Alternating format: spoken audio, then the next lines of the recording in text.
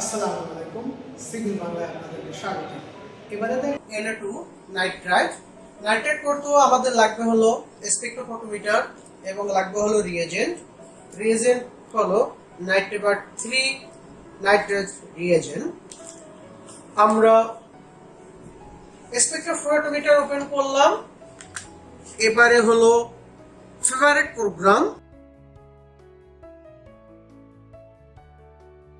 এবারে হলো nitrate select করলাম, NO2 হয়ে গেল।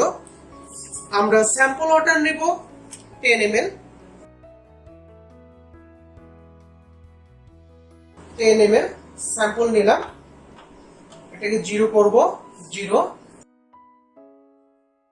সেম অন্য আরেকটা স্যাম্পল সেলে 10 ml স্যাম্পল নিব।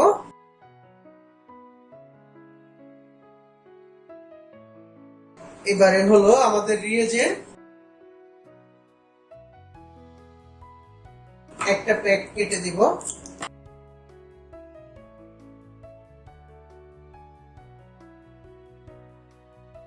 এটাকে ডিসলভ করব।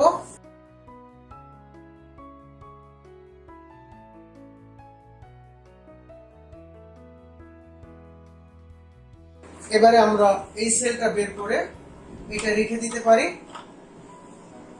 অথবা বাহিরেও রেখে দিতে হবে। এটা রিঅ্যাকশন টাইম হলো 20 মিনিট।